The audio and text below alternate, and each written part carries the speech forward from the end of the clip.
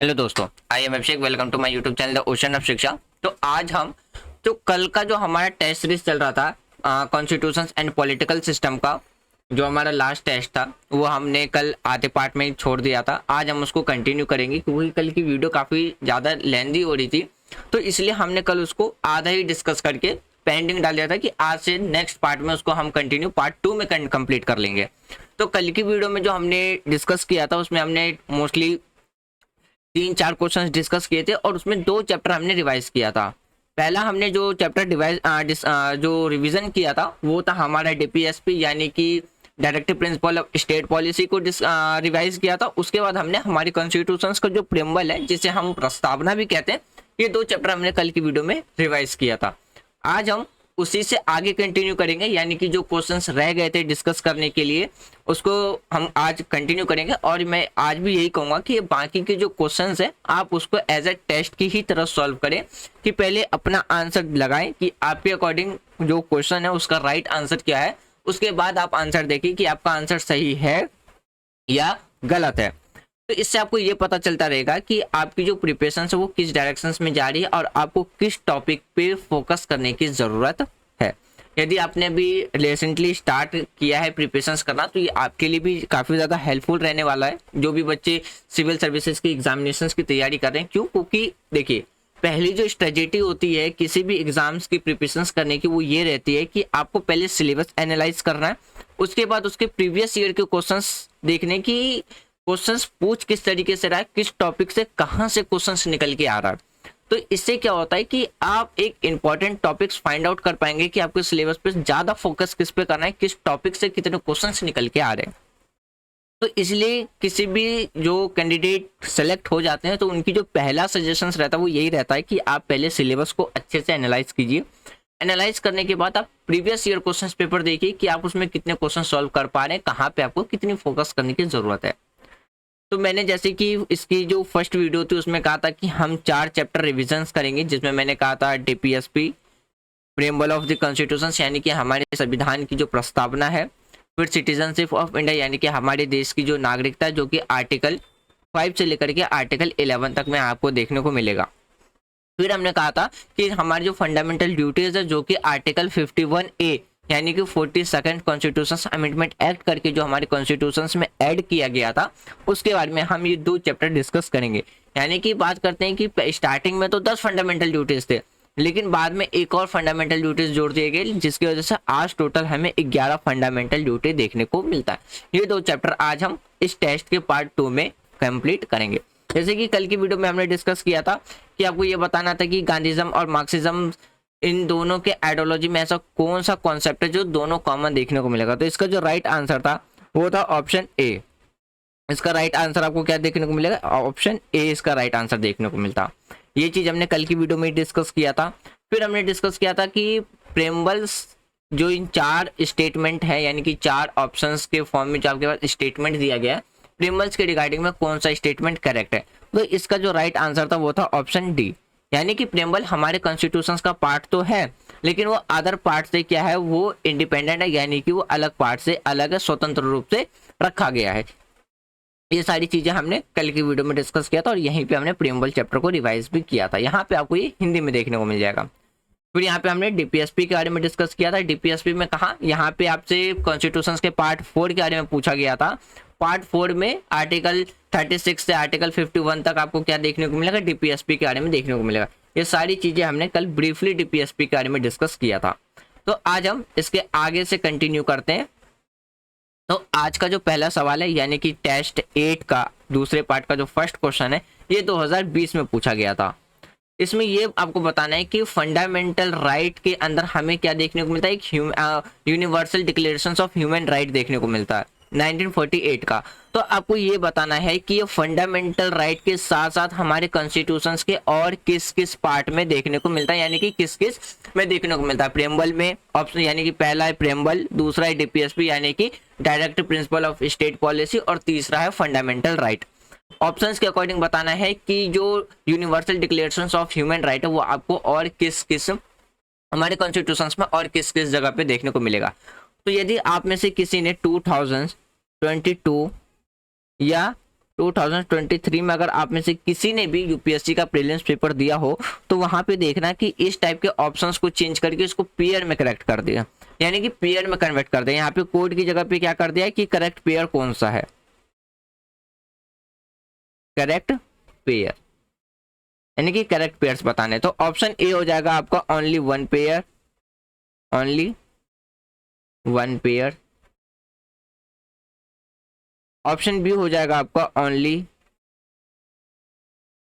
To pairs, एक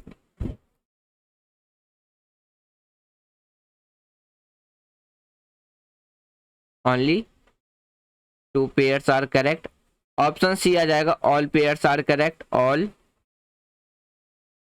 pairs are correct. और option D हो जाएगा none of the above, none of the above. तो आप इसके अकॉर्डिंग भी अपने आंसर को टिक कर सकते हैं, और ये जो ओल्ड ऑप्शन है उसके अकॉर्डिंग भी आप अपने आंसर्स को टिक कर सकते हैं, आपके अकॉर्डिंग जो आंसर है।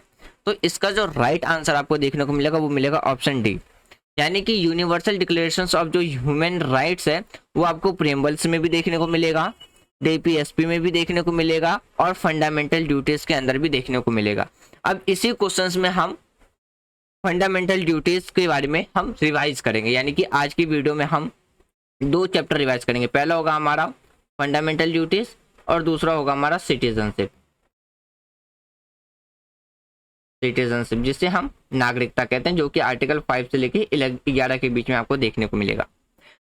तो इसका जो राइट आंसर हो जाएगा इसके अकॉर्डिंग तो आपका ऑप्शन डी हो जाएगा, यानी कि तीनों हमारा ऑप्शंस करेक्ट है। और अगर हम पेयर्स के अकॉर्डिंग बात करें तो इसका जो राइट आंसर मिलेगा वो मिलेगा आपका ऑप्शन सी, क्योंकि हमारे सारे पेयर्स क्या है, करेक्ट है। तो अब यहाँ पे एक्सप्लेशंस देख लेते हैं। तो एक्सप्लेशंस में क्या है, जैसे कि अगर हम प्रीएम्बल की बात करें तो उसके अंदर भी आपको universal declarations of human right देखने को मिलेगा, किसके फॉर्म में, डिग्निटी ऑफ यानी कि individuals, preamble of the constitution के फॉर्म में, जो कि अगर हम बात करते हैं डिग्निटी ऑफ द जो अगर बात करें इंडिविजुअल्स जो है वो आपको प्रीएम्बल्स के फॉर्म में देखने को मिलेगा, क्या, तो ह्यूमन राइट्स के बारे में। वहीं पे अगर हम आर्टिकल 23 की बात करते हैं जो कि हमारा क्या है, एक फंडामेंटल राइट्स है, यूनिवर्सल डिक्लेरेशंस ऑफ राइट्स, ये आपको मेंशन है किसके अंदर, राइट टू वर्क के अंदर। और ये आर्टिकल 41 यानी कि डीपीएसपी के अंदर भी आपको देखने को मिलेगा। वहीं पे फिर बात करते हैं जो हमारा फंडामेंटल राइट है, आर्टिकल 29 में जो आपको यूनिवर्सल डिक्लेरेशंस एक्ट देखने को मिलेगा, ये मेंशंस है हमारे किसमें, ड्यूटीज में, और किसमें, जो कि 42nd कॉन्स्टिट्यूशन अमेंडमेंट एक्ट 1976 में, यानी कि 1976 में जो कॉन्स्टिट्यूशन अमेंडमेंट एक्ट किया गया था 42nd, तो हमारे कॉन्स्टिट्यूशन के पार्ट 4A में आर्टिकल 51A के अंदर भी आपको देखने को मिलेगा। अब हमने एक बार रिवाइज करते हैं हम अपने फंडामेंटल ड्यूटीज के बारे में। अब देखो, अगर हम फंडामेंटल ड्यूटीज की बात करते हैं तो हमारी कंट्री में जो हमारे कॉन्स्टिट्यूशंस के अंदर जो हमें फंडामेंटल ड्यूटीज देखने को मिलता है तो हम यूएसएसआर यानी कि आज के टाइम पे जो रसिया है, तो रसिया के कॉन्स्टिट्यूशन से इंस्पायर होकर के हमने अपने कॉन्स्टिट्यूशंस में फंडामेंटल ड्यूटीज रखा है। तो जो फंडामेंटल ड्यूटीज है वो आपको जापान के कॉन्स्टिट्यूशंस में भी देखने को मिल जाएगा। 1976 में क्या है, सरदार सरवण सिंह कमेटीज रिकमेंडेड, यानी कि जो फंडामेंटल ड्यूटीज है वो 1976 में सरदार सरवण सिंह कमेटी का जो गठन किया गया था उसके द्वारा, यानी कि उनके द्वारा क्या है, फंडामेंटल ड्यूटीज नाम की यानी कि लोगों के पास फंडामेंटल ड्यूटीज होना चाहिए, तो उसके बारे में उन्होंने रिकमेंडेशंस दिया था। इसलिए 42nd कॉन्स्टिट्यूशन अमेंडमेंट के टाइम के तहत क्या था कि हमें फंडामेंटल ड्यूटीज भी दी गई थी।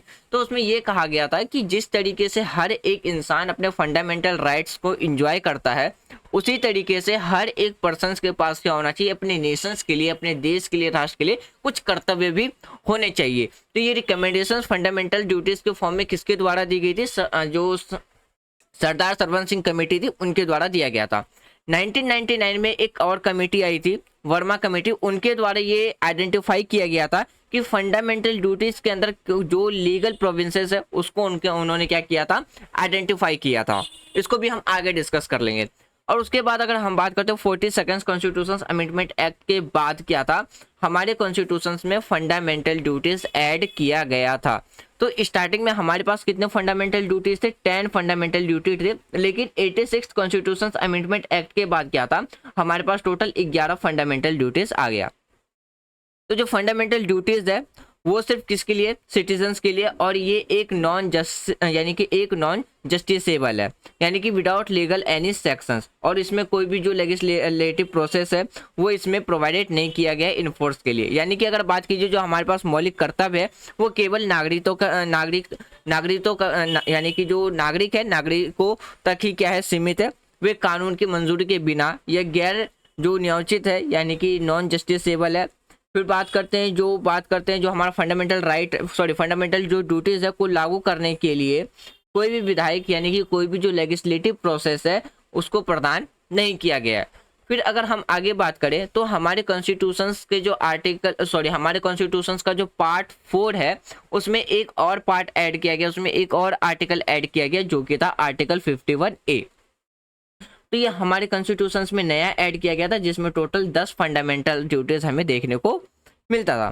फिर देखिए अगर हम सरदार सरवन सिंह कमेटी की बात करते हैं तो सरदार सरवन सिंह कमेटी जो सेटअप किया गया था वो किसके द्वारा किया गया था, कांग्रेस पार्टी के द्वारा। कब, 1976 में। और उस टाइम पे जो हमारी कंट्री की जो प्राइम मिनिस्टर थी वो कौन थी, श्रीमती इंदिरा गांधी थी।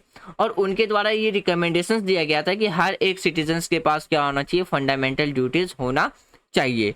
और उस टाइम पे क्या था, हमारी कंट्री के अंदर क्या है एक इंटरनल इमरजेंसी इंपोज किया गया था, किसके द्वारा, हमारी कंट्री की जो प्राइम मिनिस्टर थी इंदिरा गांधी उनके द्वारा इमरजेंसी लगाई गई थी। और उस टाइम पे क्या है सरदार सरवन सिंह कमेटी के द्वारा रिकमेंडेशंस दिया गया था कि हर एक सिटीजन के पास क्या होना चाहिए, फंडामेंटल ड्यूटीज नेशंस के लिए होना चाहिए। अगर हम फंडामेंटल ड्यूटी से पहले अगर बात करें, ये समझिए कि अगर हम इंटरनल इमरजेंसी की बात करें तो 1975 से लेकर के 1977 तक 2 साल हमें क्या देखने को मिलता है, इमरजेंसी देखने को मिलता है, जो कि किसके द्वारा लगाया गया था, प्राइम मिनिस्टर के द्वारा, जो कि इंदिरा गांधी थी उस टाइम की प्राइम मिनिस्टर, उनके द्वारा लगाया गया था। और ये रिकमेंडेशंस कब दिया गया था, 1976 में। यानी कि इमरजेंसी के ड्यूरेशंस में क्या है, सरदार सरवन सिंह कमेटी थी उनके द्वारा फंडामेंटल ड्यूटीज के लिए रिकमेंडेड किया गया था। फिर वहीं पे बात करते हैं इसमें जो इंक्लूजन था, यानी कि इसमें जो कर्तव्य का जो अध्ययन शामिल किया गया था उसमें फंडामेंटल ड्यूटीज हमारे कॉन्स्टिट्यूशन में क्या किया गया, शामिल किया गया था। फिर इसमें अगर बात करें तो जैसे कि इसमें ये भी कहा गया था कि जिस तरीके से हर एक सिटीजन क्या करता है, अपने फंडामेंटल राइट को एंजॉय करता है, उसी तरीके से हर एक पर्सन के पास क्या होना चाहिए, देश के लिए अपने कुछ कर्तव्य होने चाहिए।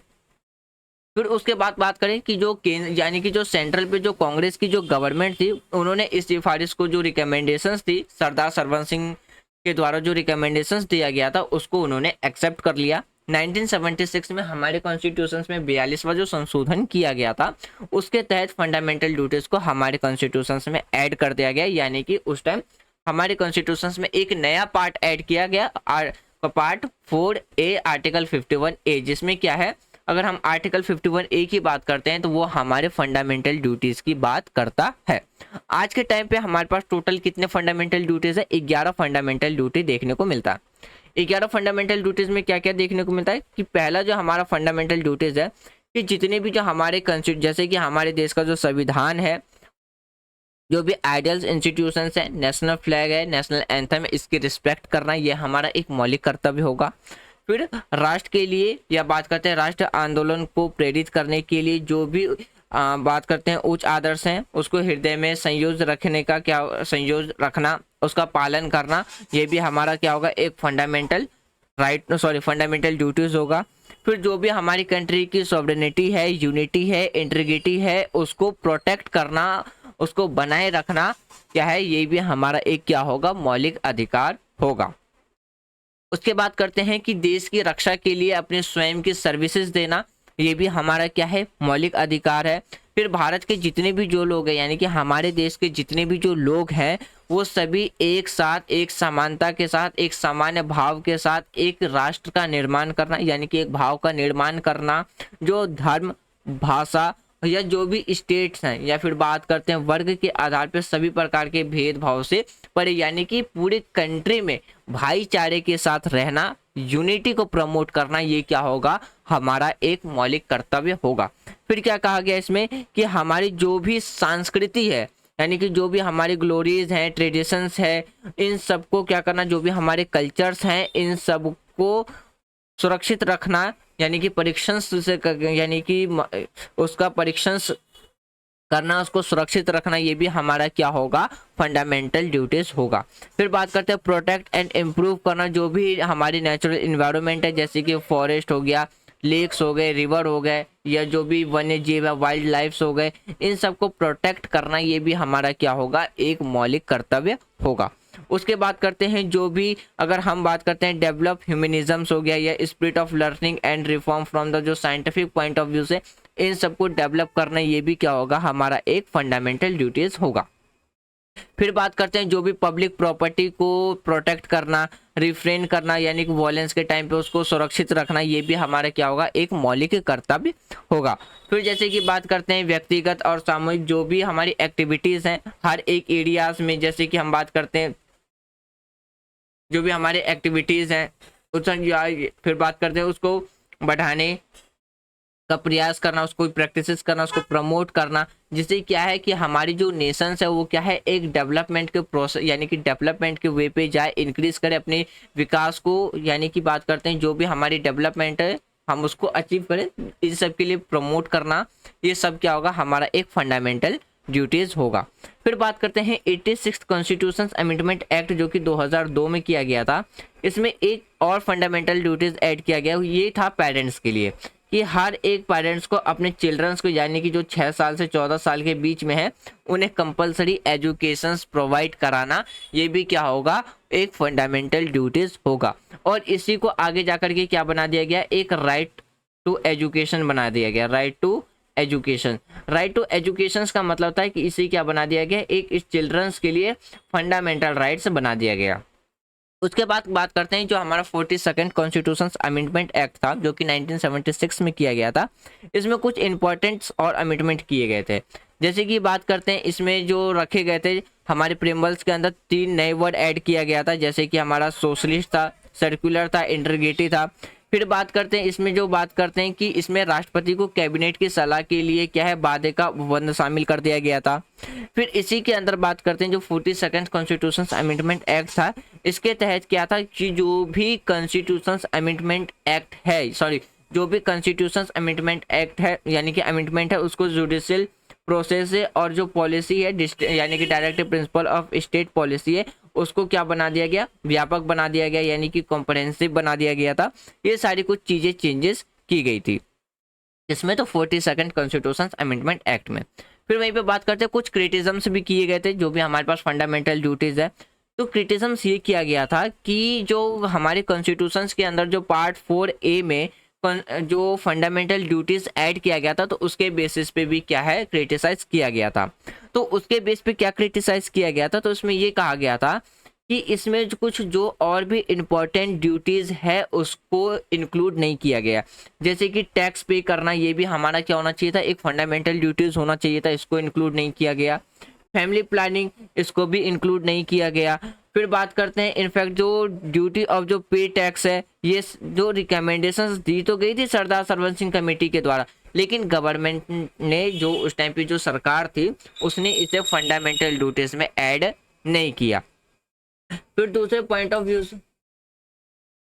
फिर देखो इसमें एक इस बेसिस पे भी क्रिटिसाइज किया गया था, इसमें ये कहा गया था कि हमारी जो फंडामेंटल ड्यूटीज है उसमें जो कुछ नॉवेल्स आइडियाज है, जैसे नॉवेल्स आइडियाज हो गए या कंपोजिट कल्चर्स हो गए, साइंटिफिक टेम्पर्स हो गए, ये सब इसमें इंक्लूड नहीं किया गया।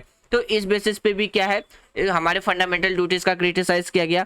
फिर उसके बाद जो क्रिटिसाइज किया गया था वो इस बेसिस पे किया गया था कि जो हमारी फंडामेंटल ड्यूटीज है वो क्या है, एक नॉन जस्टिसेबल कैरेक्टर्स है, यानी कि इसे कोर्ट्स के द्वारा इम्प्लीमेंट नहीं करवाया जा सकता है। जैसे यहाँ पे आप देख सकते हैं, हिंदी में भी आपको देखने को मिलेगा, यानी कि ये एक नॉन जस्टिसेबल्स होने की वजह से भी क्या है कि फंडामेंटल राइट्स का क्रिटिसाइज किया गया था। फिर बात करते हैं इस, जैसे कि जो कॉन्स्टिट्यूशंस के अंदर जो डिस्क्राइब किया गया था फंडामेंटल ड्यूटीज में, यानी कि संविधान में जो उनके जो भी समावेश है उसकी जो आलोचना की गई थी, उसमें ये भी बताया गया था ये ऐसा इसलिए है क्योंकि संविधान में शामिल जो भी हमारे फंडामेंटल ड्यूटीज हैं के रूप में क्या है, लोगों के द्वारा लागू किया जाएगा, यानी कि मौलिक के रूप में लोगों द्वारा किया जाएगा, भले ही उन्हें संविधान में शामिल नहीं किया गया। तो इन सारी चीजों के बेस पे भी क्या है, क्रिटिसाइज किया गया था। एक इस बेस पे भी क्रिटिसाइज देखने को मिलता है फंडामेंटल ड्यूटीज का, कि हमारे पास जो फंडामेंटल ड्यूटीज है वो कॉन्स्टिट्यूशन के पार्ट 4 में ऐड किया गया है, जबकि उसे पार्ट 3 में ऐड करना चाहिए। क्यों? क्योंकि जो हमारे कॉन्स्टिट्यूशन का जो पार्ट 3 है वो किसके बारे में बात करता है, फंडामेंटल राइट्स के बारे में बात करता है। तो राइट्स के एग्जैक्ट बाद क्या होना चाहिए, राइट्स के बाद होनी चाहिए फंडामेंटल ड्यूटीज, कि भाई उनके पास जो अधिकार है तो उनके साथ साथ क्या है, कुछ कर्तव्य भी उनके पास होनी चाहिए। तो इस बेसिस पे भी क्रिटिसाइज किया जाता है कि उसको फंडामेंटल राइट्स के बाद ना इंक्लूड करके किसके बाद किया है, कि फंडा जो डीपीएसपी है उसके बाद फंडामेंटल ड्यूटीज को हमारे कॉन्स्टिट्यूशंस के अंदर रखा गया है। तो इन 5 पॉइंट ऑफ व्यू से अगर हम देखें तो कुछ बेसिस पे हमारे फंडामेंटल राइट का क्रिटिसाइज किया गया। फिर बात करते हैं कुछ क्या क्या सिग्निफिकेंस देखने को मिलते हैं हमारे फंडामेंटल ड्यूटीज के, यानी कि क्या महत्व है हमारे मौलिक अधिकार के। तो जैसे कि बात करते हैं, ये लोगों को याद दिलाता है कि हमारे पास जो हम फंडामेंटल राइट्स एंजॉय कर रहे हैं उसके साथ साथ हमारे पास कुछ कर्तव्य भी है as a society peoples, as अपने नेशंस के लिए, हमारे अपने राष्ट्र के लिए क्या है, कुछ हमारे कर्तव्य भी हैं। जिस तरीके से हमारे पास हमारे अधिकार हैं उसी तरीके से हमारे पास कुछ कर्तव्य भी है जो हर एक सिटीजन्स को फॉलो करना चाहिए। फिर जैसे कि बात करते हैं अपने राष्ट्र ध्वज, यानी कि जो भी हमारी नेशनल फ्लैग्स हैं, या जो बात करते हैं पब्लिक प्रॉपर्टी उसको डिस्ट्रॉय होने से बचाना, अपने जो नेशनल एम्बल्स हैं, राष्ट्र सॉन्ग, राष्ट्र गीत, या नेशनल जो भी सिम्बल्स हैं, जो भी एशियंट चीज़ें हैं, नेशनल फ्लैग्स हैं, इन सबको रिस्पेक्ट करना, प्रोटेक्ट करना हमारा क्या है, एक कर्तव्य होगा।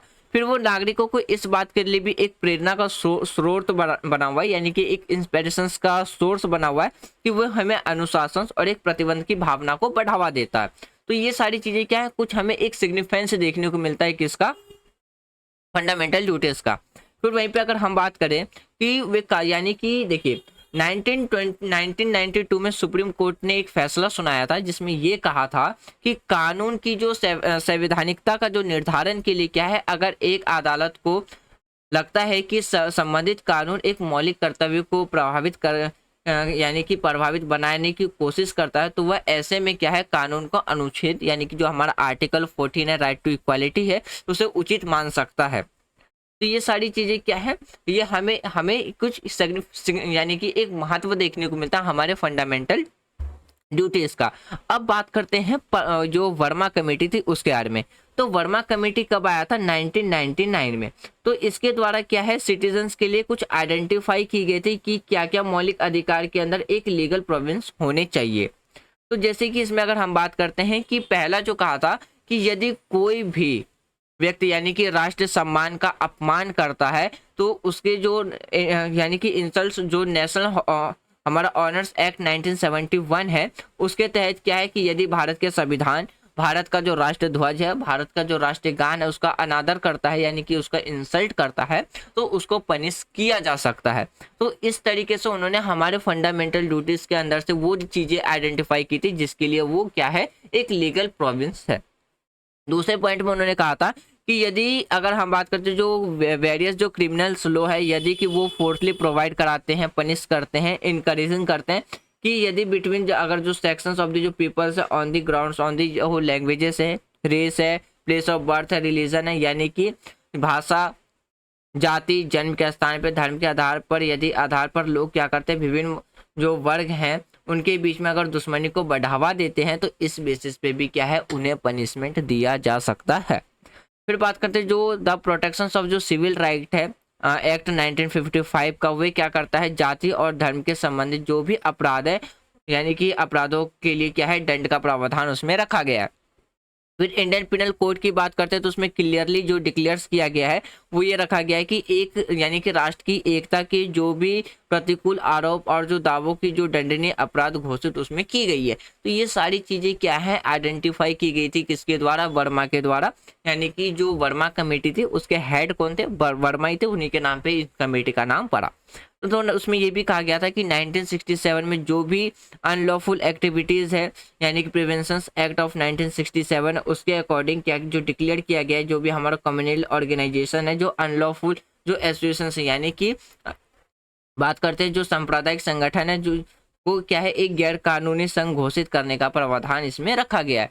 फिर इसमें ये भी कहा गया था कि जो भी रिप्रेजेंटेशंस ऑफ पीपल एक्ट है 1951 का, इसमें ये कहा गया संसद या जो राज्य जो स्टेट की जो लेजिस्लेटिव है उसके जो संसद को जो करप्शंस है यानी कि भ्रष्टाचार में शामिल होने के लिए आरोप ठहराने का प्रावधान करता है, यानी कि धर्म के आधार पर क्या है वोट मांगना या लोगों के विभिन्न वर्गों के बीच में शत्रुता को बढ़ावा देना जाति नस्ल भाषा या धर्म के आधार पर। तो ये सारी चीज़ें क्या है आइडेंटिफाई की गई थी। फिर उसमें ये भी कहा गया था कि जो भी वाइल्ड लाइफ प्रोटेक्शन एक्ट 1971 के तहत जो भी रेयर या इंडेंजर्ड स्पीसीज के अंदर आएगा और उसका कोई क्या करता है इलीगल तरीके से उसकी हंटिंग करता तो उसको भी पनिश किया जाएगा। तो इस तरीके से क्या है वर्मा कमेटी के द्वारा क्या है कुछ आइडेंटिफाइज की गई थी किसको, तो जो हमारे फंडामेंटल ड्यूटीज है उसके अंदर क्या क्या लीगल प्रोविंसेस है। तो यहाँ पे हमने क्या रिवाइज किया भी फंडामेंटल ड्यूटीज। अब हम डिस्कस करते हैं इसके आगे के क्वेश्चन। अब देखते हैं हम अपना अगला क्वेश्चन।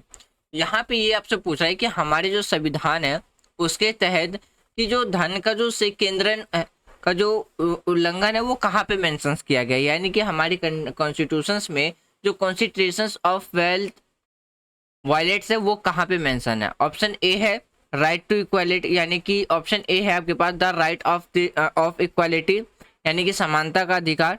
बी है डीपीएसपी यानी कि directive principle of state policy. Option C है राइट टू फ्रीडम जो कि आर्टिकल आपको 19 में भी देखने को मिलेगा और ये देखने को मिलेगा आपको आर्टिकल 14 से आर्टिकल 18 तक में। फिर अगर हम ऑप्शन डी देखें तो कॉन्सेप्ट ऑफ वेलफेयर यानी कि कल्याण की अवधारणा। अब आपको इन चार ऑप्शंस में से बताना है कि जो कौन से यानी बात करें कॉन्सेंट्रेशंस ऑफ वेल्थ वॉलेट्स आपको कहाँ देखने को मिलेगा। तो इसका जो राइट आंसर है वो आपको मिलेगा ऑप्शन बी यानी कि डीपीएसपी के अंदर देखने को मिलेगा। अगर हम बात करें आर्टिकल 39 बी क्या कहता है, आर्टिकल 39 बी में ये कहा गया है कि state shell direct it's policy toward securing that the ownership and control of the material resources of the community are so distributed best to subserve the common goods। यानी कि अनुच्छेद हमारी कॉन्स्टिट्यूशंस का जो आर्टिकल 39 है वो क्या कहता है, उसमें ये कहा गया है कि राज्य अपनी नीति को यह सुनिश्चित करने की दिशा में जो निर्देशित करेगा सामुदायिक जो भी भौतिक संसाधन है का सामूहिक और नियंत्रण को इस प्रकार वितरित किया जाता है सामान्य भलाई की सेवा करना सर्वोत्तम होगा। ये डीपीएसपी के अंदर भी हमने आर्टिकल 39 में डिस्कस किया था। फिर वहीं पे आर्टिकल 39 सी क्या कहता है, आर्टिकल 39 सी में ये कहा गया है कि राज्य अपनी नीति को संचालित करने के लिए या सुनिश्चित करने की दिशा में क्या है निर्देशित करेगा और आर्थिक व्यवस्था के परिणाम स्वरूप धन और उत्पादक के संसाधनों पर क्या है सामान्य हित के लिए क्या होगा से केंद्रित नहीं होगा। तो इसी के अकॉर्डिंग जो हमारा राइट आंसर था वो आपको क्या देखने को मिलेगा डीपीएसपी यानी कि कॉन्सेंट्रेशंस ऑफ वेल्थ वायलेट्स जो ये आपको किस में देखने को मिलेगा डीपीएसपी में देखने को मिलेगा। किस में देखने को मिलेगा डीपीएसपी में। नेक्स्ट क्वेश्चन देखते हैं। अगला जो क्वेश्चन है इसमें ये पूछा गया है कि 26 जनवरी 1950 को जब हमारे देश का जो संविधान है वो स्थित में आया तो उस टाइम पे हमारे कॉन्स्टिट्यूशंस का स्टेटस क्या था। ऑप्शन ए है अ डेमोक्रेटिक रिपब्लिक यानी कि जब हमारे देश का संविधान लागू हुआ था तो उस टाइम पे हमारा कॉन्स्टिट्यूशनल स्टेटस क्या था, यानी कि एक लोकतांत्रिक गणराज्य। ऑप्शन बी है अ सॉवरेन डेमोक्रेटिक रिपब्लिक एक संप्रभु लोकतांत्रिक गणराज्य। और ऑप्शन सी है अ सॉवरेन सेक्युलर डेमोक्रेटिक रिपब्लिक यानी कि एक संप्रभु धर्मनिरपेक्ष लोकतंत्र गणराज्य। अब आपको यहाँ पे एक चीज याद रखिएगा, यदि आपने प्रेम्बल वाला चैप्टर पढ़ा है तो प्रेम्बल वाले चैप्टर से क्या है आपका ऑप्शन सी और ऑप्शन डी ऐसे ही एलिमिनेट हो जाएगा। क्योंकि मैंने थोड़ी देर पहले ही आपको बताया था प्रेम्बल्स में यानी कि लास्ट क्लास में जो हमने इसके टेस्ट डिस्कस किया था कि जो सर्कुलर है और जो सोशलिस्ट है इसको हमने 42nd कॉन्स्टिट्यूशन अमेंडमेंट एक्ट 1976 में ऐड किया था। तो जाहिर सी बात है अब ये दोनों स्टेटस तो होगा नहीं हमारे कॉन्स्टिट्यूशन का। अब बच जाता है यहाँ पे दो ऑप्शन, अब यहाँ पे बच जाता है दो ऑप्शन, ऑप्शन ए और ऑप्शन बी। अब इन दो ऑप्शन में बताना है राइट आंसर क्या है। तो इसका जो राइट आंसर मिलेगा वो मिलेगा आपको ऑप्शन बी यानी कि जब हमारे देश में संविधान लागू हुआ तो उस टाइम पे जो हमारा कॉन्स्टिट्यूशनल स्टेटस था वो क्या था कि एक संप्रभु लोकतांत्रिक गणराज्य है यानी कि अ सोवरेन डेमोक्रेटिक रिपब्लिक। फिर बात करते हैं, देखिए ये चीज मैंने आपको पहले ही बता दिया था कि 1976 में 42nd कॉन्स्टिट्यूशन अमेंडमेंट एक्ट के तहत क्या था, सर्कुलर और सोशलिस्ट ऐड किया गया था, तो ये दोनों तो हमारा ऐसे ही एलिमिनेट हो गया। उसके बाद बच जाते हैं दो ऑप्शन, ऑप्शन ए और ऑप्शन बी। तो जब हमारा संविधान लागू हुआ था उस टाइम पे हमारा जो स्टेटस था, हमारे कॉन्स्टिट्यूशनल स्टेटस, वो सिर्फ डेमोक्रेटिक रिपब्लिक ही नहीं, एक सॉवरेन डेमोक्रेटिक रिपब्लिक का स्टेटस था। इसीलिए जो इसका जो राइट आंसर है वो आपको ऑप्शन बी देखने को मिलेगा। नेक्स्ट क्वेश्चन देखते हैं। नेक्स्ट क्वेश्चन है, इसमें स्टेट के बारे में कौन सा ऑप्शन सही डिफाइन करता है, आपको ये बताना है। तो पहला जो ऑप्शन है आपके पास, ऑप्शन ए है। ऑप्शन ए ये कहता है कि एक बाहरी नियंत्रण से स्वतंत्र और एक संगठित सरकार रखने वाले जो व्यक्तियों को का एक सामुदायिक एक निश्चित क्षेत्र पर स्थापित रूप से कब्जा कर लेता है। ये मतलब यहाँ पे आपके पास जो चार स्टेटमेंट ऑप्शंस है ना, इसमें चार ऑप्शंस में स्टेट की डिफिनेशंस है। अब इन चार इस ऑप्शंस में से बताने की बेस्ट ऑप्शंस कौन सा है जो कि स्टेट को सही तरीके से डिफाइन करता है। ऑप्शन बी ये कहता है कि एक निश्चित क्षेत्र में यानी कि एक लिमिटेड एरियाज में राजनीतिक रूप से जो संगठित लोग हैं और उन पर जो शासन करने, कानून और व्यवस्था बनाए रखने और उनकी जो प्रकृति है यानी कि प्रकृति अधिकारों की रक्षा करने और उनकी जो जीविका के साधन की सुरक्षा करने का अधिकार रखते हैं। सी कहता है कि कोई व्यक्ति यानी कि कई व्यक्ति जो अपनी संस्कृति, परंपरा और सरकार के साथ एक निश्चित क्षेत्र में बहुत लंबे समय तक रह रहे हैं, उसे हम स्टेट कहते हैं।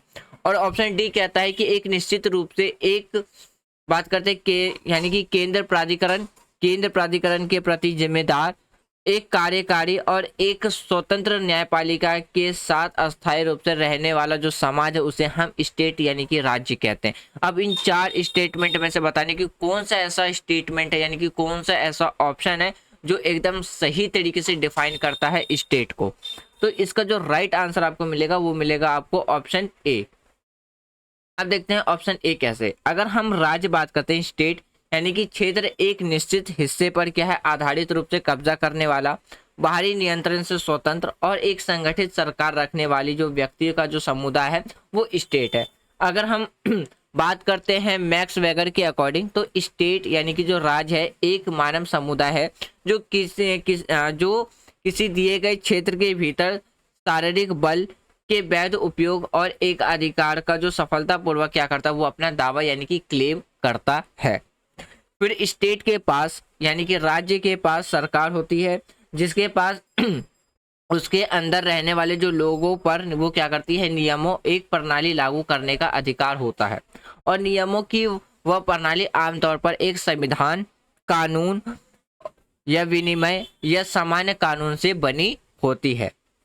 फिर आगे भी अगर हम बात करें तो इसके जो मुख्य कार्य होते हैं वो कानून व्यवस्था यानी कि लॉ एंड ऑर्डर को मेंटेन करना, बनाए रखना, जो भी हमारी बात करते हैं कि जो भी डिस्ट्रीब्यूट्स है उसको सॉल्व करना, लीगली तरीके से, वादे तरीके से सभी विवादों का हल करना, सामान्य रक्षा प्रदान कराना और ऐसे तरीके जिससे कि जनसंख्या के कल्याण की तलाश करना जो व्यक्ति के साधन से परे है, तो इसे हम क्या कहते हैं स्टेट के फॉर्म में रखते हैं। यानी कि ऐसे सामाजिक यानी कि बात करते हैं ऐसे जो सोशलिस्ट हैं यानी कि जो हम बात करते हैं जैसे कि सामाजिक हो गया क्रियावंश या स्वास्थ्य हेल्थ जिसे हम कहते हैं या बड़े पैमाने पर एजुकेशन प्रोवाइड कराना या फिर बात करते हैं जो भी कॉस्टली हेल्थ है उसको लो प्राइसेस में प्रोवाइड कराना, ये सारी क्या है स्टेट की रिस्पॉन्सिबिलिटी होती है। तो इसका जो राइट आंसर मिलेगा वो आपको देखने को मिलेगा ऑप्शन ए। तो हमारा ऑप्शन ए क्या है राइट डिफिनेशन है, बेस्ट डिफिनेशन है किसका स्टेट का। चलिए अब आगे के क्वेश्चन देखते हैं। अगला जो क्वेश्चन है इसमें आपके पास 3 स्टेटमेंट है रिगार्डिंग हमारे सिटीजनशिप। यहाँ पे हम सिटीजनशिप वाला चैप्टर रिवाइज करेंगे। तो पहला स्टेटमेंट ये कहता है कि केवल एक नागरिकता और एक अधिवास है। यहाँ पे 3 स्टेटमेंट है रिगार्डिंग किसके हमारे सिटीजनशिप के। दूसरा स्टेटमेंट कहता है कि केवल जन्म से ही क्या है कोई नागरिक राज्य का प्रमुख बन सकता है। और तीसरा स्टेटमेंट की बात करें तो किसी भी देश को एक बार नागरिक प्रदान नहीं किया जा सकता है, किसी भी परिस्थिति में यानी कि किसी भी सिचुएशंस में उसे वंचित नहीं किया जाए। इन 3 स्टेटमेंट में से बताने कि कौन सा स्टेटमेंट करेक्ट है। यहाँ पे भी हम अपने न्यू ऑप्शंस के अकॉर्डिंग अगर हम बात करें तो आपको बताना है कितने पेयर करेक्ट है। यहाँ पे हो जाएगा only 1 pair, only 1 pair. Option B हो जाएगा only 2 pair, only 2 pairs. Option C हो जाएगा ऑल पेयर्स, और ऑप्शन डी हो जाएगा none of the above, none of the above. अब बताना है कि कौन सा स्टेटमेंट करेक्ट है। यहाँ पे ऑप्शन इसी के अकॉर्डिंग देख लेना, ए बी सी और डी। तो इसका जो राइट आंसर मिलेगा वो मिलेगा आपको ऑप्शन ए, यानी कि सिर्फ हमारा पहला ही स्टेटमेंट करेक्ट है, बाकी दूसरा और तीसरा स्टेटमेंट इनकरेक्ट है। अब जैसे देखिए, हेड ऑफ स्टेट कौन होता है हमारी, अगर हम अपनी कंट्री की बात करते हैं तो प्रेसिडेंट। अब आपको अगर याद होगा प्रेसिडेंट वाला चैप्टर, तो उसमें हमने ये डिस्कस किया था कि हमारी कंट्री की प्रेसिडेंट बनने की जो क्वालिफिकेशन है उसके पास क्या होना चाहिए, इंडियन की सिटीजनशिप होना चाहिए। अब देखिए, अगर हम बात करते हैं ओनली बर्ड्स के बेसिस पे जो हेड ऑफ नेशन है, ये कंसेप्ट आपको यूएसए में देखने को मिलेगा। कहाँ देखने को मिलेगा, यूएसए में। हमारी कंट्री में क्या है कि यदि किसी व्यक्ति का जन्म अगर यूएसए में हुआ हो या किसी भी देश में हुआ हो और उसके पास अगर भारत की नागरिकता है, तो वो हमारी स्टेट का, हमारी कंट्री का क्या बन सकता है, हेड बन सकता है। ये क्लियरली मेंशन है हमारे कॉन्स्टिट्यूशन के अंदर। तो जैसे ही आपको पता चल गया कि दूसरा स्टेटमेंट हमारा इनकरेक्ट है, तो आप यहाँ से ऑप्शन डी ए क्या कर सकते हो, एलिमिनेट कर सकते हो। इसके अकॉर्डिंग आपका हो जाएगा ऑप्शन ए, यानी कि ओनली 1 पेयर ही है हमारा करेक्ट है। फिर उसमें ये देखिए कि इसमें एक ये भी कहा है कि किसी भी देश को एक बार नागरिकता प्रदान नहीं किया जा सकता है, यानी कि नहीं की जा सकती है किसी भी परिस्थिति में इससे वंचित। तो ये सारी चीजें क्या है, इसमें हमारा जो तीसरा स्टेटमेंट है वो भी क्या है, इनकरेक्ट है। तो इसके लिए जो हमारा राइट आंसर निकल के आता है वो निकल के आता है ऑप्शन ए। अब हम अपना रिवाइज करते हैं अपना सिटीजनशिप वाला चैप्टर। अब अगर हम बात करें अपने सिटीजनशिप के बारे में, तो इसमें आर्टिकल 5, 6, 7 और 8, ये 4 आर्टिकल मेंशन है किसके बारे में, हमारी जो नागरिकता के बारे में बात करते हैं उसके, जिसे हम सिटीजनशिप को हिंदी में हम नागरिकता भी कहते हैं, नागरिकता। अगर हम बात करें किसके बारे में, तो जो हमारे कॉन्स्टिट्यूशन में जो सिटीजनशिप के बारे में मेंशन है वो 2 कैटेगरीज में डिफाइन किया गया है। पहला है हमारा फ्रेंडली अलायंस और दूसरा है एनिमी अलायंस। अलायंस का मतलब है एक तरीके से नेशंस, यानी कि देश। यानी कि अगर हम बात करते हैं एक साइड में क्या है, मित्र राष्ट्र। अब देखो मित्र राष्ट्र में क्या क्या आता है, जैसे कि जिसके साथ हमारी रिलेशंस अच्छी है, यानी कि फ्रेंडली है, एक तो उस बेसिस पे बात करते हैं, और दूसरा उस वो स्टेट जिसके साथ हमारे रिलेशंस खराब चल रहे हैं। जैसे कि हम बात करते हैं पाकिस्तान। आज के टाइम पे हमारी जो सबसे ज्यादा खराब रिलेशन है वो पाकिस्तान के साथ है, चाइना के साथ है। तो ये सारी किस में आ जाती है, हमारी एनिमीज अलायंस में आ जाती है। तो हमने अपनी कंट्री के अंदर जो सिटीजन है उसको हमने उसके लिए 2 कैटेगरीज रखी है, एक फ्रेंडली अलायंस के लिए और दूसरा एनिमीज अलायंस के लिए। फिर वहीं पे अगर बात करते हैं हमारे कॉन्स्टिट्यूशंस के अंदर, यानी कि जो भारत का जो संविधान है उसके अंदर नागरिकों के अधिकार और विशेष अधिकार भी क्या है, प्रोवाइड कराए गए। जैसे कि हम बात करते हैं आर्टिकल 15, आर्टिकल 16, आर्टिकल 19 और आर्टिकल 29 और 30। फिर बात करते हैं ये सारी चीजें क्या है, एक स्पेशल राइट है जो कि सिर्फ और सिर्फ हमारे सिटीजन्स के पास ही देखने, यानी कि भारत के नागरिकों के पास ही देखने को मिलता है। अब जैसे कि देखिए, धर्म यानी कि जो भी अगर रिलीजन, कास्ट, जेंडर या प्लेस ऑफ बर्थ के बेस पे क्या है, भेदभाव नहीं किया जाएगा, यानी कि राइट अगेंस्ट डिस्क्रिमिनेशन की बात करता है। आर्टिकल 16 में क्या बात करता है, राइट टू इक्वालिटी, यानी कि हर एक पब्लिक एम्प्लॉयमेंट में सबको इक्वल अपॉर्चुनिटीज दी जाएगी, सबको एक समान अधिकार दिया जाएगा। फिर right to freedom of speech, expression, assembly, associations, movements, residence and professions, ये आर्टिकल 19 में मेंशन है, जो कि सिर्फ और सिर्फ क्या है, एक स्पेशल राइट्स है जिसे हम विशेष अधिकार कहते हैं। फिर जैसे कि कल्चर्स एंड एजुकेशनल राइट, जो कि आपको आर्टिकल 29 और आर्टिकल 30 में देखने को मिलेगा। फिर right to vote in elections, Lok Sabha और स्टेट असेंबली में, यानी कि राज्यसभा और स्टेट असेंबली में वोट देने का अधिकार।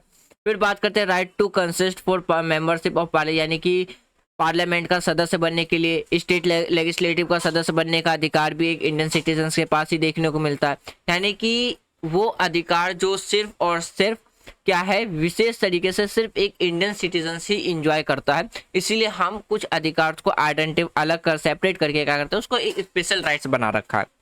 फिर जैसे कि बात करते हैं कि कुछ सार्वजनिक पद जैसे कि भारत के राष्ट्रपति हो गए, उपराष्ट्रपति या चीफ जस्टिस ऑफ इंडिया, यानी कि सीधा सीधे हम कहते हैं कि हाँ सुप्रीम कोर्ट के जज हो गए, हाई कोर्ट के जज हो गए या गवर्नर हो गया, इन सब के लिए क्या है, इंडिया की इस पोस्ट पे सिर्फ वही लोग बैठ के काम कर सकते हैं जिनके पास भारत की नागरिकता होगी। फिर बात करते हैं जैसे कि बात करते हैं भारत में जन्म से नागरिक और साथ ही एक देशीय नागरिक दोनों ही राष्ट्रपति के पद के लिए क्या किए जा सकते, पात्रित है। यानी कि हमारी कंट्री के अंदर जिसका जन्म भारत में हुआ हो या किसी और पर्सन्स का जन्म भारत में ना होकर के और किसी देश में हुआ हो, लेकिन इंडिया की सिटीजनशिप अगर भारत की है तो वो भी हमारी कंट्री में क्या बन सकता है, प्रेसिडेंट बन सकता है। तो यहाँ से देखिए आपका क्या था, यहाँ अगर हम उस क्वेश्चंस को देखें तो क्वेश्चंस में जो दूसरा स्टेटमेंट था वो क्या कह रहा था कि स्टेट का हेड केवल वही बन सकता है जिसका भारत में जन्म हुआ हो। लेकिन यहाँ पे स्टेटमेंट क्या कह रहा है कि जिसका जन्म भारत में हुआ हो वो भी, या जिसको या बात कर सकते हैं जिसका जन्म किसी और देश में हुआ लेकिन सिटीजनशिप हमारे देश का, तो वो भी प्रेसिडेंट बन सकता है। ये कंसेप्ट हमें सिर्फ यूएसए की यानी कि यूएसए के अंदर देखने को मिलता है। फिर मैं भी बात करते हैं जो हमारे कॉन्स्टिट्यूशंस के अंदर जो सिटीजनशिप के रिगार्डिंग में जो प्रोविंसेस रखे गए हैं, तो देखिए इट ओनली जो आइडेंटिफाइज किए गए या केवल उन व्यक्तियों की पहचान कराता है जो 26 जनवरी 1950 के तहत क्या भारत के नागरिक बने थे। फिर बात करते हैं ना तो कोई अस्थाई है और ना ही कोई विस्तृत प्रावधान किया गया है। फिर बात करते हैं यह शुरू होने के बाद क्या है, नागरिकता के अधिग्रहण या हानि यानी कि हानि की समस्या से निपटाता नहीं है। संसद को नागरिक से संबंधित मामले पर कानून बनाने का भी हमें अधिकार देखने को मिलता है। फिर बात करते हैं अब बात करते हैं आर्टिकल 7 के बारे में। अब देखो अगर मैंने भी थोड़ी देर मैंने भी आर्टिकल 7 का आर्टिकल 7 नहीं आर्टिकल 5 के बारे में बात करते हैं। आर्टिकल 5 में क्या कहा गया है कि हमारी कंट्री में सिटीजन कैसे मिल सकती है, यदि उसका जन्म भारत में हुआ हो या उसके पेरेंट्स या माता या पिता दोनों में से दोनों का जन्म भारत में हुआ हो, यानी कि यदि उनके माता पिता में से किसी एक का भी जन्म कहाँ हुआ हो, इंडिया में हुआ हो। यह बात करते हैं कि यदि वह संविधान के लागू होने से ठीक पहले 5 साल के लिए भारत में समान रूप से निवास कर रहे हो तो वह भी भारत के क्या बन सकते हैं, नागरिक बन सकते हैं। ये हमारे कॉन्स्टिट्यूशन के आर्टिकल 5 में मेंशन है।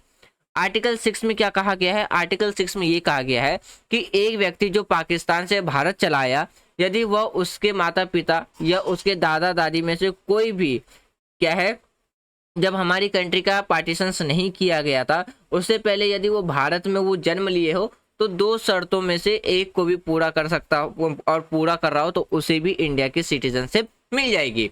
फिर इसमें यह भी कहा गया है कि 19 जुलाई 1948 से पहले या भारत आ गए थे या वह अपने प्रवास की तारीख से भारत के सामान्य रूप से निवासी थे, तो इस कंडीशंस में भी क्या है, उन्हें नागरिकता मिल जाएगी। और ये आगे ये कहा गया कि 19 जुलाई 1948 से पहले भारत आ गए थे, वह अपने प्रवास की तारीख से पंजीकरण से 6 महीने पहले के लिए क्या कर रहे थे, निवास कर रहे थे, तो भारत के समान रूप से वो नागरिक होंगे। ये सारी बातें रखी गई आर्टिकल 6 में। आर्टिकल 7 क्या कहता है, आर्टिकल 7 में अगर बात करें, एक व्यक्ति जो 1 मार्च यानी कि 1 मार्च 1947 के बाद से पाकिस्तान चला गया हो, फिर वो दोबारा के लिए क्या है भारत लौट आया हो, तो उसे अपने आवेदन की तारीख से 6 महीने पहले क्या है भारत के निवासी होना था। फिर इसमें ये कहा, आप बात करते हैं आर्टिकल 8 में। आर्टिकल 8 में क्या कहा गया है, आर्टिकल 8 में ये कहा गया कि प्रावधान में उन प्रवासी भारतीयों को शामिल किया गया था जो भारत की नागरिकता प्राप्त करना चाहते थे और भारत के बाहर रहने वाले भारतीय मूल के व्यक्ति थे। तो इसमें 6 यानी कि जो हमारा सिटीजनशिप एक्ट 1955 था उसके अकॉर्डिंग क्या था कि कोई भी व्यक्ति अपनी नागरिकता कब ले सकता है, बर्थ जन्म के आधार पे, या फिर बात करते हैं डिसेंट यानी कि वंश के आधार पे, रजिस्ट्रेशन के बेसिस पे, प्राकृतिक रूप से, या बात करते हैं क्षेत्र को प्रशासनिक करके, या बात करते हैं स्पेशल प्रोविंस जो कि citizenship of persons covered by Assam according, यानी कि आसाम समझौते के अंतर्गत आने वाले व्यक्तियों को नागरिक के तहत क्या है संबंध में विशेष प्रावधान, इन सब तरीके से क्या किया जा सकता है, कोई भी व्यक्ति सिटीजनशिप ले सकता है। अब बात करते हैं सिटीजनशिप एक्ट 1955 के बारे में। सिटीजनशिप एक्ट जो 1955 था, यानी कि नागरिकता अधिनियम जो 1955 था, इसमें संविधान के लागू होने के बाद नागरिकता के अधिग्रहण और किस तरीके से वो अपनी सिटीजनशिप को लॉस्ट कर सकते हैं उसका प्रोविजंस हमें देखने को मिलता है।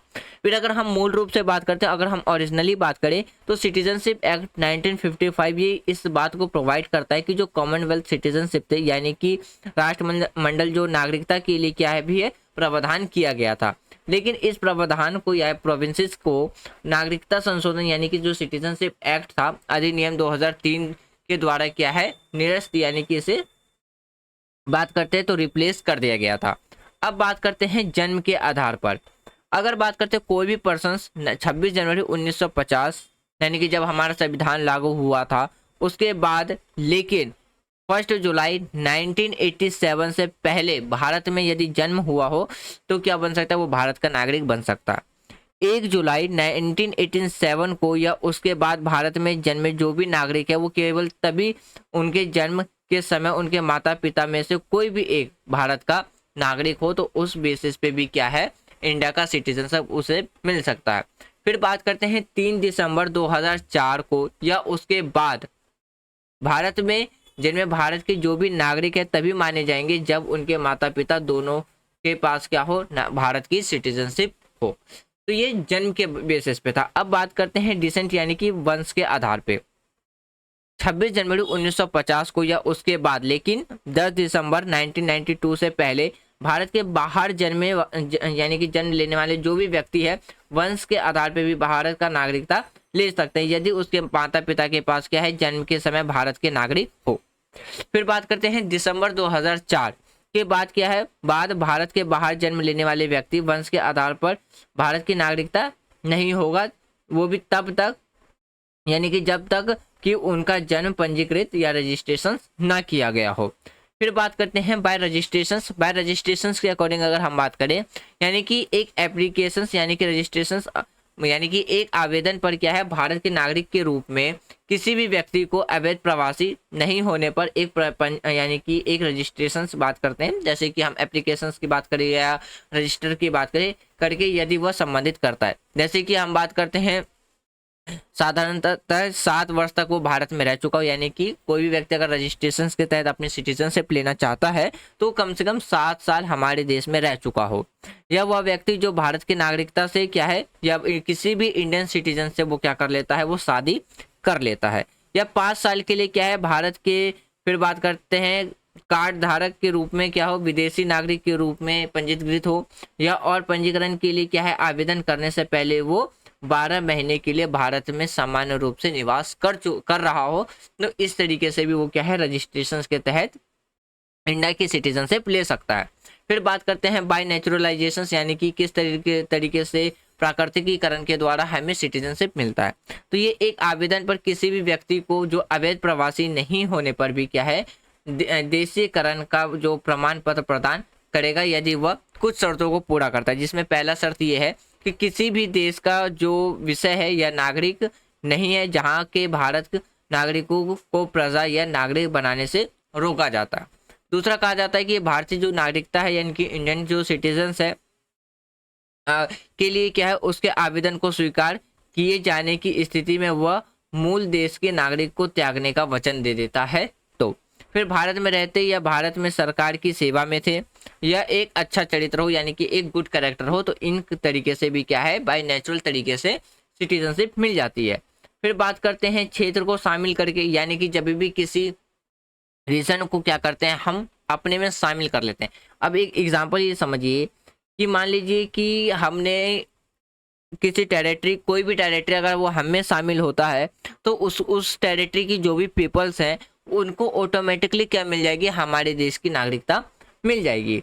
अब बात करते हैं कि जो आसाम समझौते के अंतर्गत आने वाले जो व्यक्तियों को नागरिक से संबंधित कुछ विशेष प्रावधान दिए गए, जैसे कि भारतीय मूल के जो सभी व्यक्ति हैं जो 1 जनवरी 1966 से पहले बांग्लादेश से आसाम आए थे और जो आसाम में उनके प्रवेश की जो तारीख से आसाम के सामान्य रूप से निवासी हैं उन्हें नागरिकता मान लिया जाएगा, यानी कि उन्हें भारत का नागरिक मान लिया जाएगा।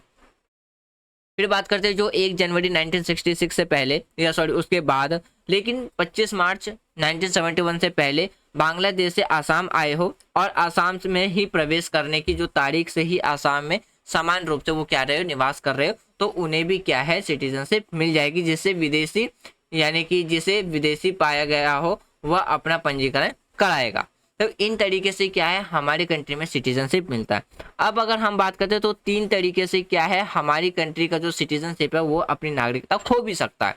जैसे कि पहले बात करते हैं त्याग से, यानी कि कोई भी व्यक्ति अपनी मर्जी से क्या करता है कि वो अपनी सिटीजनशिप छोड़ करके किसी दूसरी की सिटीजनशिप ले लेता है। तो इस कंडीशंस में क्या होगा कि वो इंडिया की सिटीजनशिप से उसकी जो भारत की जो नागरिकता है वो क्या हो जाएगी, खो जाएगी। फिर बात करते हैं बाय यानी कि समाप्त द्वारा। जैसे कि बात करते हैं जब कोई भी व्यक्ति नागरिक सुरक्षा से यानी कि अपनी मर्जी से या जानबूझकर या बिना किसी के दबाव में क्या करता है, अपनी सिटीजनशिप छोड़ देता है और वो दूसरे देश का सिटीजनशिप एक्वायर करता है, तो वहां पे क्या होगा कि उसकी जो भारत की जो नागरिकता है वो क्या हो जाएगी, समाप्त हो जाएगी। फिर बात करते हैं यानी कि डिप्रिवेशन कर्म यानी कि अभाव से। इसमें भी बात करें, यह केंद्र सरकार के द्वारा भारतीय नागरिकता की अनिवार्य समाप्ति है, यानी कि किसी भी व्यक्ति की जब सेंट्रल गवर्नमेंट के द्वारा क्या है, सिटीजनशिप यानी कि नागरिकता रद्द कर देती है, कि उससे नागरिकता छीन लेती है। यानी कि जैसे कि बात करते हैं नागरिकता के लिए अगर बात करें, जैसे धोखाधड़ी से नागरिकता प्राप्त की हो, तो इस कंडीशंस में क्या है, जो सेंट्रल गवर्नमेंट है वो उस व्यक्ति की जो सिटीजनशिप है वो उसको क्या कर देती है, खत्म कर देती है। फिर वहीं पे बात करते हैं नागरिक के भारत से संविधान के प्रति देशद्रोह दिखाई गई, यानी कि कोई भी सिटीजनशिप यदि हमारे कॉन्स्टिट्यूशंस के लिए क्या दिखाता है, एक मतलब डिस रॉयलिटी दिखाता है, यानी कि उसका अपमान करता है, तो उसे देशद्रोह दिखाता है, देश से गद्दारी करता है या अपने स्टेट से क्या करता है, गद्दारी करता है। तो इस कंडीशंस में भी क्या है, हमारी जो सरकार है वो नागरिकता छीन सकती है। फिर बात करते हैं जैसे कि अगर युद्ध के दौरान क्या है, दुश्मन के साथ अवैध रूप से व्यापार करना या संचार करना, यानी कि मान लीजिए कि जब हमारी वॉर किसी नेशंस के साथ चल रही हो और उस टाइम पे कोई भी सिटीजनशिप जिस कंट्री के साथ हमारी वॉर चल रही हो और उनको जाकर के अपनी कोई भी इंफॉर्मेशन देता है या उनके साथ कोई भी ट्रेड करता है, तो इस कंडीशंस में भी जो सेंट्रल गवर्नमेंट है वो उस पर्सन की जो सिटीजनशिप है वो क्या कर सकती है, सस्पेंड कर सकती है।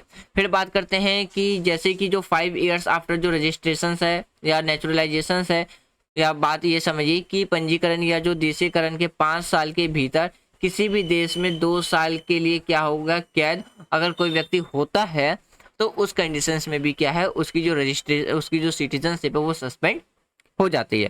फिर बात करते हैं नागरिक अगर लगातार 7 वर्ष के लिए भारत से बाहर रह गया हो, तो इस कंडीशंस में भी उसकी जो सिटीजनशिप है वो क्या हो जाती है, टर्मिनेट हो जाती है, यानी कि सस्पेंड हो जाती है। तो फ्रेंड्स ये था हमारा डिस्कशन, जिसमें हमने आज 2 चैप्टर कंप्लीट कर लिया रिविजन्स के तौर पे। एक हमारा वो जो फंडामेंटल ड्यूटीज था वो, और सिटीजनशिप।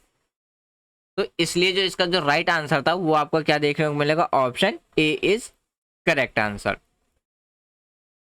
तो ये रहा आज का आपके लिए होमवर्क में ये आपके पास 3 स्टेटमेंट है, 3 स्टेटमेंट में से बताने की कौन सा स्टेटमेंट करेक्ट है, ये आपके लिए होमवर्क है। इसका आंसर आपको कमेंट बॉक्स में देना है।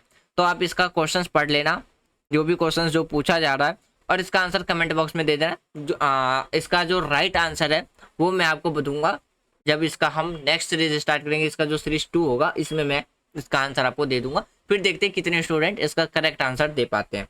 तो फ्रेंड्स ये था हमारा आज का डिस्कशन, जिसमें हमने 2 चैप्टर रिवाइज किया। एक था हमारा फंडामेंटल ड्यूटीज और दूसरा था हमारा सिटीजनशिप। और मुझे उम्मीद है कि ये जो हमारे वीडियो सीरीज जो डिस्कशन था, जिसमें हमने एज ए टेस्ट की तरह सॉल्व किया, इसमें जो भी हमने चैप्टर रिवाइज किया वो आपको प्रॉपरली समझ में आ गया होगा, और ये भी पता चल गया होगा कि किस जगह से यूपीएससी सिविल सर्विस एग्जामिनेशन में क्वेश्चंस निकल के आते हैं या पूछे जा रहे हैं। तो यदि कोई भी डाउट हो तो आप अपना डाउट कमेंट बॉक्स में लिख देना। जब हम अपना नेक्स्ट लेक्चर स्टार्ट करेंगे तो उससे पहले हम अपने डाउट को क्लियर करेंगे, तब जाकर के हम अपने नेक्स्ट लेक्चर को डिस्कस करेंगे। और कल से हम जो हमारा एम लक्ष्मीकांत का 23 चैप्टर चल रहा है पार्लियामेंट्री कमिटीज, उसका हम पार्ट 2 डिस्कस करेंगे।